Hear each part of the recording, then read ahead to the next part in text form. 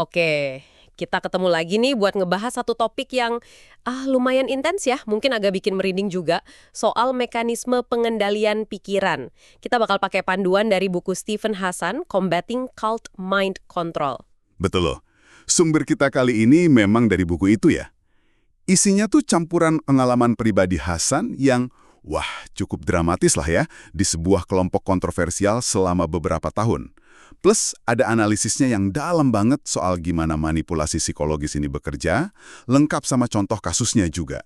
Jadi misi kita kali ini ngebongkar lapis demi lapis lah ya, gimana sih mekanisme ini bekerja, kenapa orang bisa sampai ya terjebak gitu, terus apa aja sih tanda-tandanya lampu kuning atau merahnya gitu dari sebuah kelompok. Harapannya sih Anda jadi lebih paham dan punya semacam kacamata kritis baru gitu. Yuk kita mulai kupas. Yang bikin materi ini kuat banget itu, menurut saya ya, perpaduan antara cerita personal yang, benar-benar menggugah, dengan kerangka analisis psikologis yang terstruktur. Hasan ini kan bukan cuma mantan anggota yang sadar, tapi dia juga terapis profesional. Dia dedikasikan hidupnya buat bantu korban lain dan edukasi publik. Ini ngasih kita sudut pandang yang, ya jarang banget ada. Sip, mari kita mulai dari akarnya dulu deh. Kisah pribadi Hasan sendiri. Siapa sangka coba, orang yang awalnya pengen jadi penyair, malah jadi pakar soal kultus. Ini semua gara-gara pengalamannya sekitar 2,5 tahun di Unification Church, atau yang lebih dikenal Moonies. Iya, perjalanannya itu dimulai pas dia umur 19 tahun. Tahu kan, masa-masa idealis, mungkin lagi gelisah lihat masalah sosial di mana-mana, terus pengen banget bikin perubahan besar. Nah, di momen-momen kayak gini nih, yang sering kali rentan, dia didekati. 3 cewek Jepang sama 1 cowok Italia Amerika. Penampilannya sih biasa aja, kayak mahasiswa lain, bawa buku, ngakunya dari One World Crusade. Pas ditanya, ini kelompok agama bukan? Wah, nyangkal keras. Katanya sih cuma komunitas anak muda dari berbagai negara, pengen jembatanin perbedaan budaya, mecahin masalah sosial. Kedengerannya mulia banget kan? Pas banget sama idealismenya Hasan waktu itu. Nah, ini langsung kelihatan nih, taktik awal yang sering banget dipakai. Penipuan identitas. Mereka sembunyiin nama asli kelompoknya, afiliasinya. Terus mereka juga pinter banget manfaatin kerentanan target. Orang yang lagi nyari makna hidup, atau ngerasa kesepian, atau lagi di fase transisi, persis kayak Hasan. Itu lebih gampang dijaring. Fasad yang ditampilin biasanya menarik banget, sesuai sama apa yang dicari si target. Malam itu juga si Hasan ini diajak main ke rumah kelompok mereka. Suasananya dibikin, wah ramai banget. Ada sekitar 30 orang dari berbagai negara. Kayak keluarga besar global gitu, harmonis kelihatannya. Tapi feelingnya mulai nggak enak nih. Pas dia pamit mau pulang dulu, mau mikir-mikir, tiba-tiba belasan anggota lari keluar rumah, nggak pakai sepatu padahal lagi dingin bulan Februari. Ngepung mobilnya. Gila kan? Baru boleh pergi setelah janji bakal balik lagi besok malam. Wah, ini intens banget sih ya. Betul sekali, itu bukan ramah-tamah biasa. Itu udah bentuk tekanan kelompok awal yang kuat banget dan manipulatif. Tujuannya ya bikin Hasan ngerasa bersalah, ngerasa punya utang budi, bahkan sebelum indoktrinasi formalnya mulai. Mereka manfaatin rasa nggak enakan orang atau keengganan buat dianggap nggak sopan. Keesokan harinya dia nepatin janji balik lagi. Nah di situ dia langsung dihujani pujian, perhatian, fenomena yang nanti dia sebut love bombing. Dipuji terus, dibilang baik, pintar, potensinya besar, terus langsung didesak ikut lokakarya akhir pekan di luar kota. Sempat nolak tuh karena ada jadwal kerja. Tapi dipaksa lagi buat janji bakal ikut kalau ada weekend kosong. Dan kayak udah diatur, weekend berikutnya dia mengkosong. Love bombing, wah ini taktik klasik banget. Bikin target ngerasa diterima secara instan, ngerasa spesial, dicintai. Efektif banget buat nurunin pertahanan psikologis alami orang dan bikin ikatan emosional semu sama kelompok. Abis itu, tekanan halus buat ambil langkah berikutnya, kayak ikut lokakarya itu. Ya, kelanjutan proses penjeratannya. Jadi ini bukan keramahan tulus ya, tapi taktik yang disengaja buat nurunin kewaspadaan. Tepat sekali, ini bagian dari strategi. Baru pas di Lokakarya, itu nama Unification Church mulai disebut. Dan lingkungan di sana, wah bener-bener dikontrol ketat banget. Jadwal super padat dari pagi buta sampai malam, hampir nggak ada waktu tidur atau privasi. Anggota lama jumlahnya jauh lebih banyak dari peserta baru, dan peserta baru tuh nggak pernah dibiarin sendirian. Mau ngobrol sama sesama peserta baru aja harus ada pengawalnya. Bahkan ada latihan aneh disuruh gambar rumah pohon ular, belakangan dia baru tahu itu tes proyektif psikologis. Ada juga sesi nyanyi lagu folk, terus ngisi lembar refleksi buat curhat pikiran dan perasaan yang pastinya dibaca sama pimpinan. Nah, di sini nih, berbagai elemen kontrol mulai jalan secara intensif. Lingkungan yang terkontrol total gini, fungsinya ya buat mutus orang dari realitas selamanya. Ditambah lagi kurang tidur kronis, tekanan kelompok terus-menerus, informasi yang disaring banget, semua ini melemahkan kemampuan berpikir kritis. Orang jadi lebih gampang nerima sugesti dan doktrin baru. Ini dasar dari apa yang Hasan rumusin jadi model BITE. BITE ya, itu singkatan dari apa? BITE itu singkatan dari behavior, perilaku, information, informasi, thought, pikiran, sama emotion, emosi. Intinya, model ini ngegambarin 4 area utama di mana kelompok destruktif itu nerapin kontrol sistematis. Kita juga bisa lihat kaitannya sama kerangka Robert J. Lifton soal 8 kriteria reformasi pemikiran yang juga sering dirujuk sama Hasan. Tekanannya nggak berhenti di situ. Pas Hasan mau pulang di hari kedua lokakarya, dia didesak habis-habisan buat tetap tinggal. Alasannya, hari ketiga itu yang paling penting. Terus aja dibilang, jangan nilai sebelum kamu dengar semuanya. Akhirnya dia bertahan, terus denger kuliah soal Divine Principle, termasuk konsep kalau Mesias kedua udah datang ke bumi antara tahun 1917 sampai 1930. Tapi, ya nama Sun Myung Moon belum disebut terang-terangan waktu itu. Taktik nunda penilaian kayak simpen dulu pertanyaannya atau jangan ngejudge dulu, itu cara klasik buat ngebanjirin target pakai info doktrinal tanpa ngasih kesempatan mikir kritis. Pengungkapan info kunci secara bertahap, kayak identitas asli pemimpin atau sifat asli kelompok, juga ciri khas. Biar target nggak kaget terus kabur duluan, kayak ngerebus kodok pelan-pelan gitu. Oke. Sekarang coba kita bahas lebih dalam soal definisi pengendalian pikiran itu sendiri. Hasan kan nekenin ada beda penting nih antara istilah pengendalian pikiran, mind control, yang dia pakai sama cuci otak, brainwashing. Bedanya apa sih persisnya? Menurut analisis Hasan ya, cuci otak itu biasanya lebih terang-terangan. Ada paksaan fisik atau ancaman nyata. Korban umumnya sadar siapa musuhnya, sadar apa yang lagi dicoba dilakuin ke dia, meskipun mungkin nggak berdaya ngelawan. Contoh terkenalnya kan kasus Patty Hearst yang diculik dan diindoktrinasi kelompok teroris SLA. Ada elemen penyiksaan, isolasi paksa yang jelas. Nah, kalau pengendalian pikiran yang jadi fokus Hasan ini, seringnya jauh lebih halus, lebih subtle gitu. Pelakunya bisa aja orang yang kita anggap teman, mentor, atau pembimbing spiritual. Yang ngeri, korban sering nggak sadar kalau dia ikut berpartisipasi dalam proses indoktrinasinya sendiri. Prosesnya bisa pakai teknik hipnosis terselubung, manipulasi dinamika kelompok yang kuat, sama penipuan bertingkat. Korban mungkin ngerasa bikin pilihan bebas, padahal pilihannya udah diarahkan banget. Hasan bahkan ngutip pendiri MUNI sendiri, Sun Myung Moon, yang pernah bilang kalau orang Amerika itu butuh pencucian otak surgawi.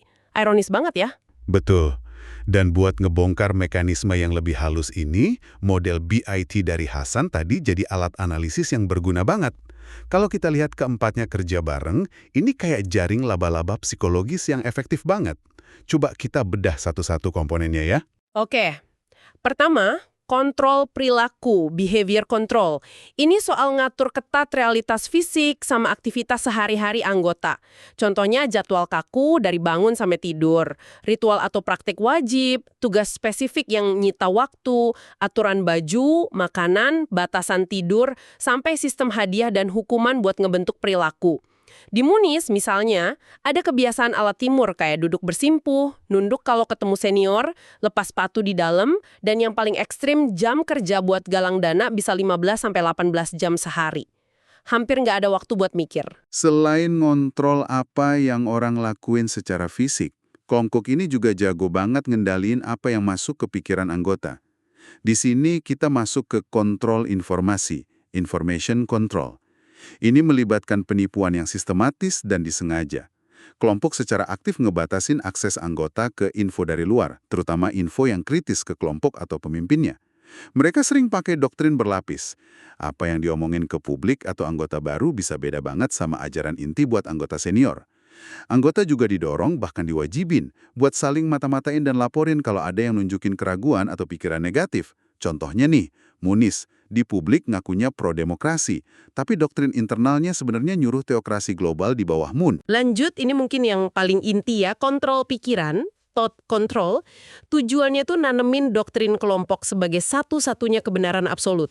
Cara mikir dibikin hitam putih. Kami, kelompok yang benar dan baik, lawan mereka, dunia luar, yang salah atau jahat. Mereka juga pakai apa yang disebut bahasa penuh muatan, loaded language. Ini istilah-istilah khusus kelompok yang fungsinya sebenarnya buat ngebatasin dan ngarahin cara mikir anggota. Kayak istilah orang duniawi buat non-anggota. Itu otomatis bikin mereka jadi kurang tercerahkan atau bahkan bahaya. Bisa mutus rasa empati. Anggota juga dilatih buat otomatis ngeblok atau ngentiin pikiran kritis atau ragu yang muncul. Tekniknya disebut thought stopping. Bisa dijelasin dikit nggak soal teknik thought stopping ini? Kedengerannya agak serem ya. Iya, contohnya tuh bisa kayak tindakan berulang. Misalnya doa terus-menerus, nyanyiin lagu kelompok, chanting ngulang-ulang kata atau frasa tertentu, atau bahkan ngomong bahasa roh gitu tiap kali ada pikiran negatif atau ragu muncul. Tujuannya ya buat matiin proses mikir analitis dan balik fokus ke doktrin. Oke. Jadi semacam mekanisme pengalihan internal yang otomatis gitu ya. Dan satu lagi aspek penting dari kontrol pikiran ini, kecenderungan buat selalu nyalahin anggota kalau ada masalah, bukan nyalahin kelompok atau pemimpinnya. Kalau anggota gagal capai target atau ngerasa nggak bahagia, itu pasti karena dia kurang iman lah, kurang usaha lah, atau masih terikat dosa. Sebaliknya, kalau ada kritik dari luar, pasti dianggap serangan setan atau bagian dari konspirasi. Ini bikin benteng psikologis yang kuat banget terhadap evaluasi objektif. Dan yang terakhir, kontrol emosi. Ini manipulasi perasaan anggota secara sistematis. Rasa bersalah sama rasa takut, itu dua senjata utama yang sering dipakai. Kelompok sengaja nanemin fobia atau ketakutan irasional. Takut ninggalin kelompok karena bakal celaka, masuk neraka, dan lain-lain. Takut sama dunia luar yang digambarin penuh kejahatan. Dan seringnya takut sama deprogrammer atau orang yang coba nyadarin mereka yang digambarin sebagai agen jahat. Mereka juga bikin ayunan emosi yang ekstrim. Dari euforia ngerasa jadi bagian kelompok elit terpilih, sampai rasa putus asa dan gak berharga pas ngerasa berdosa atau gagal. Contohnya kayak cerita-cerita horor yang dilebay-lebayin soal apa yang terjadi sama orang yang keluar, atau gimana Hasan sendiri sampai takut sama roh tidur yang katanya bisa nyerang kalau fokusnya ke Moon goyah dikit aja. Manipulasi emosi ini ngikat anggota secara psikologis dan bikin mereka bergantung banget sama kelompok buat validasi dan rasa aman semu. Benar-benar bikin mikir ya seberapa kuat sih pengaruh lingkungan sama dinamika kelompok ke cara kita mikir dan ngerasa. Yang juga lumayan bikin kaget dari analisis Hasan itu, penekanannya kalau semua orang itu bisa rentan kena pengendalian pikiran ini. Ini bukan soal orang yang lemah atau bermasalah aja.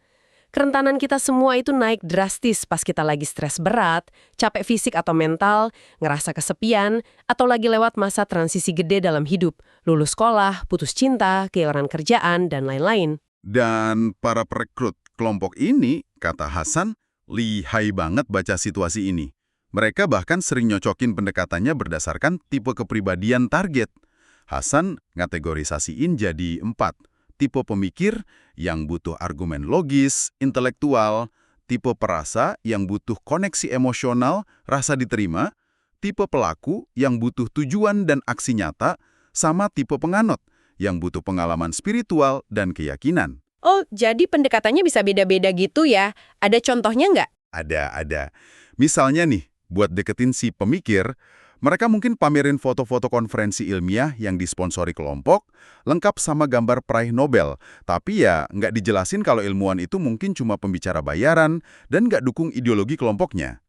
Buat si pelaku, mereka bakal nawarin rencana aksi konkret buat ubah dunia atau bantu sesama. Buat si perasa, fokus utamanya ya love bombing tadi, sama bikin suasana komunitas yang hangat. Dan buat si penganut, mereka lebih nekenin aspek spiritual, pengalaman mistis, atau klaim pencerahan. Fleksibilitas taktik ini nih yang bikin jangkauan mereka luas banget. Oke, ini penting banget. Dengan pemahaman ini, gimana dong cara kita ngevaluasi sebuah kelompok? Ada nggak sih tanda bahaya yang bisa kita kenali? Hasan nawarin semacam kerangka evaluasi gitu, fokusnya di 3 area utama.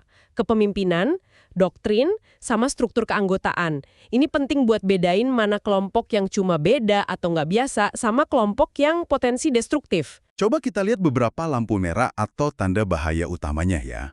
Pertama, dari sisi kepemimpinan, kita perlu waspada sama pemimpin yang super karismatik, tapi sama sekali nggak mau atau nggak bisa dimintain pertanggungjawaban, nggak akuntabel. Mereka sering nuntut kepatuhan mutlak, nggak boleh ditanya atau dikritik. Menariknya, Hasan nyatat banyak pemimpin kultus itu punya latar belakang yang ya agak meragukan lah. Misalnya mantan penjual mobil bekas, penipu ulung, atau profesi lain yang ngandelin banget persuasi tingkat tinggi. Mereka juga kerap ngeksploitasi pengikutnya, entah finansial, seksual, emosional, atau lainnya. Kasus pajaknya Sun Myung Moon itu salah satu contoh nyata eksploitasi finansial. Kedua, perhatiin doktrin atau ajarannya. Tanda bahayanya kalau ada klaim bahwa doktrin kelompok itu satu-satunya kebenaran absolut di dunia. Ini hampir selalu bikin mentalitas kami versus mereka yang kental banget, di mana dunia luar dianggap jahat, sesat, atau minimal belum tercerahkan. Mikir kritis atau independen itu nggak dianjurin banget, bahkan sering dianggap dosa atau pengaruh buruk. Doktrin nggak lagi dilihat sebagai interpretasi realitas, tapi dianggap sebagai realitas itu sendiri. Penggunaan bahasa penuh muatan sama penyederhanaan isu kompleks juga jadi ciri khasnya. Ketiga, lihat gimana struktur keanggotaan dan perlakuan ke anggota. Proses rekrutmennya jujur nggak? Atau penuh tipu-tipu dan nyembunyiin identitas asli? Mereka secara spesifik nargetin orang yang lagi rentan nggak? Setelah gabung, anggota diisolasi secara sistematis nggak dari keluarga, teman lama, sumber dukungan luar? Kelihatan nggak ada perubahan kepribadian yang drastis dan cepat di anggota baru? Elemen kontrol bait, perilaku, info, pikiran, emosi diterapin konsisten nggak? Dan yang krusial banget, ada cara yang jelas, sah dan gampang nggak buat ninggalin kelompok? Atau sebaliknya, anggota ditakut-takutin pakai konsekuensi ngeri kalau berani mikir buat keluar. Kerangka ini kayak ngasih kita semacam checklist mental gitu ya, buat nilai sebuah kelompok secara lebih objektif. Ini bukan soal ngehakimin keyakinan spiritual atau gaya hidup orang lain ya, tapi lebih fokus ke perilaku manipulatifnya dan dampak negatif yang mungkin ditimbulin kelompok itu ke anggotanya dan masyarakat luas. Dan Hasan juga ngasih saran praktis yang penting. Kalau Anda ngerasa lagi di dalam atau baru aja keluar dari kelompok yang mencurigakan, dia nyaranin banget buat baca, riset secara kritis, buka pikiran ke info dari luar kelompok, coba ambil jeda dari aktivitas kelompok kalau bisa. Kalau kelompok itu emang benar dan sehat, pasti tahan diuji secara kritis. Kebenaran harusnya nggak takut sama pertanyaan, kan? Yang khawatir soal seseorang yang terlibat di kelompok kayak gini, nasihat utamanya jangan panik. Jangan langsung konfrontasi. Reaksi berlebihan atau ultimatum malah bisa bikin orang itu makin defensif dan makin kekunci di kelompok. Langkah pertama ya, edukasi diri sendiri sebaik mungkin soal dinamika pengendalian pikiran dan soal kelompok spesifik yang dihadapi. Siapin diri baik-baik sebelum coba buka komunikasi atau intervensi. Pengetahuan itu kuncinya. Jadi kalau kita tarik benang merah dari semua obrolan kita berdasarkan materi Hasan ini ya, intinya adalah pengendalian pikiran itu nyata. Ini bukan fiksi ilmiah, tapi proses psikologis yang seringnya kerja secara halus, bertahap, bukan pakai paksaan fisik kasar. Proses ini pakai teknik-teknik manipulasi psikologis yang bisa diidentifikasi, kayak yang dirangkum bagus di model bait tadi. Dan pelajaran penting lainnya, nggak ada yang kebal 100%. Siapapun dari kita bisa jadi rentan di kondisi dan situasi tertentu. Makanya, paham gimana dinamika rekrutmen dan kontrol ini bekerja, itu langkah pertama yang penting banget buat ngelindungin diri kita sendiri dan orang sekitar. Tujuannya bukan buat jadi parno ya, tapi jadi lebih waspada dan kritis. Buat Anda nih, pendengar setia kami yang selalu pengen tahu, wawasan dari sumber kayak buku Hasan ini relevansinya lebih luas loh dari sekedar paham fenomena kultus ekstrim. Ini sebenarnya seperangkat alat bantu yang berharga banget. Alat buat ngevaluasi berbagai bentuk pengaruh entah itu sosial, politik, komersial, bahkan di hubungan interpersonal secara lebih kritis di tengah derasnya arus informasi dan persuasi zaman sekarang. Ini soal memberdayakan diri kita dengan pemahaman lebih dalam soal psikologi pengaruh. Dan sebagai penutup nih, ada satu pemikiran buat Anda bawa pulang dan renungin. Mengingat betapa halusnya cara kerja pengaruh dan manipulasi ini yang sering datang pakai kedok persahabatan, idealisme, pengembangan diri, atau bahkan cinta, Gimana caranya kita bisa nerapin lensa kritis yang sama yang tadi kita pakai buat evaluasi potensi kultus ke berbagai kelompok lain, ideologi, tren di medsos, komunitas online, atau bahkan pesan marketing yang kita temuin tiap hari. Di mana persisnya garis batas tipis antara pengaruh yang sehat, positif, dan ngebangun, sama manipulasi terselubung yang justru ngerusak kebebasan berpikir dan otonomi pribadi kita. Itu jadi PR kita bersama ya.